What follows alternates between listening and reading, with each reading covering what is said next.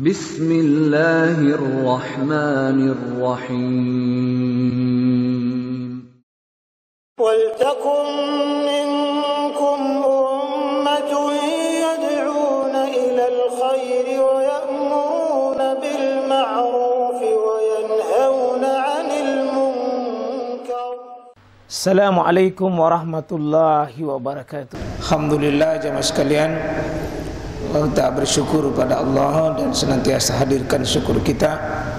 Secara hakiki kita siap untuk diatur oleh Allah Subhanahu wa taala dengan seluruh aturan yang bisa menyelamatkan kita.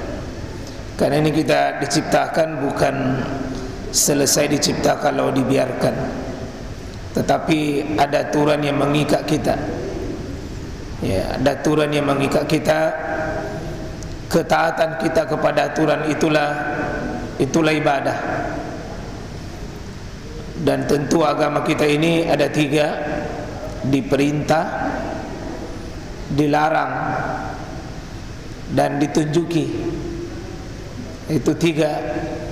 Jadi kalau bukan perintah pasti larangan, dan kalau bukan perintah larangan ya pasti petunjuk. Jadi agama ini cuma tiga saja. Ya. Kemampuan kita untuk mau diatur itu ibadah. Kemampuan kita dilarang itu ibadah. Kemampuan mau menerima petunjuk itu ibadah. Dan Allah tidak pernah memaksa kita semua, Pak. Karena agama ini seluruh perintahnya, larangannya jelas. Mau memilih atau tidak, itu tidak pernah Allah rugi.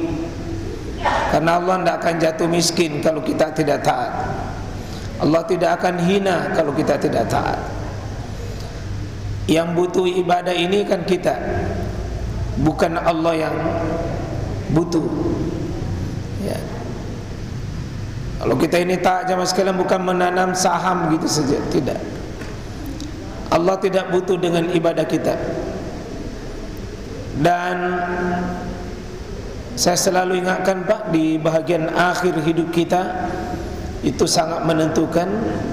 Karena innamal a'malu bi khawatimiha. Sungguh amalan itu di bahagian akhirnya, di bahagian akhir. Setan itu memasang kuda-kuda terbang curus, ya, panah-panah beracunnya itu terbaik akan dikeluarkan di saat sisa-sisa umur kita ini yang terakhir. Ya, jadi ini yang terakhir Pak. Ya, tidak tahu mana bagian terakhir, kita harus hati-hati. Karena setan itu tidak pernah ridho jika kita ini selamat. Ya, di bagian akhir Pak senantiasa Bapak hadirkan doa itu, Rabbana la tuzigh qulubana ba'da iz hadaitana. Ya Allah, jangan kau belokkan lagi hatiku, jangan kau gelincirkan hatiku sesudah kau keguhkan di atas ketaatan dan hidayah itu. Ya muqallibal qulub, wahai yang merubah suasana hati, sabbit qulubana, teguhkan hatiku itu ala dinik, di atas agamamu, atau ala ta'atik, di atas ketaatanmu. Usahakan Pak di bagian-bagian akhir ini maksimal, ya, maksimal.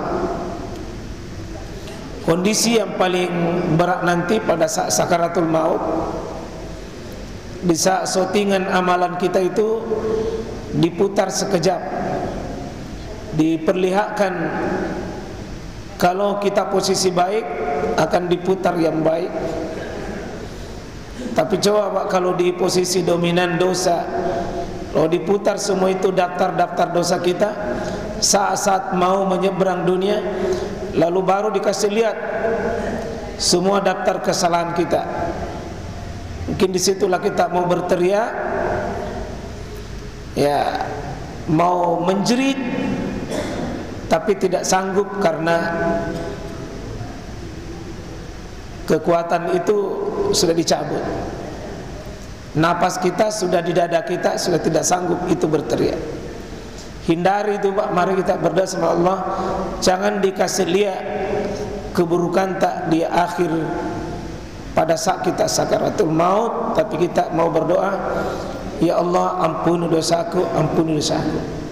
Jadi taubat dan istighfar ini mesti Pak menjadi menu sehari-hari kita, jangan lagi dibiarkan.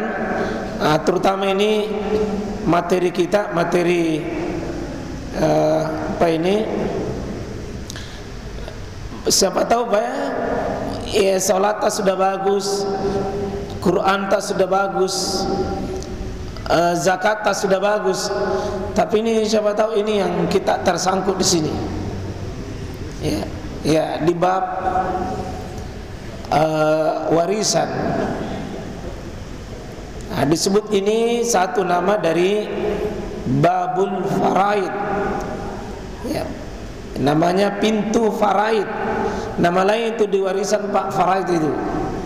Tadi kata farida, yang biasa kita dengar itu fardu. Ya, fardu, salat fardu, salat wajib. Sebenarnya itu farida, ya bahagian-bahagian. Ya, karena Allah sudah bagi-bagi itu. Kita punya harta itu Pak, kalau kita sudah meninggal harus kembali kepada yang punya. Itu harta kita kembali sama Allah. Maka Allah yang berhak bagi. Tidak boleh sembarang bagi, tapi Allah yang bagi. Dan pembagian Allah itu sudah ada angka-angkanya. Dan siapa yang berhak dapat sudah ada ketentuannya. Siapa yang berhak, berapa bagiannya, itu disebut dengan faraid. Itu disebut dengan faraid.